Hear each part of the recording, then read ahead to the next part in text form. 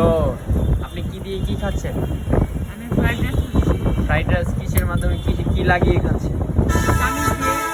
চামিচ দিয়ে খাচ্ছি। তো কেমন রাইস কেমন? মাশাআল্লাহ অসম্ভব মজা, অসম্ভব মজা। ওই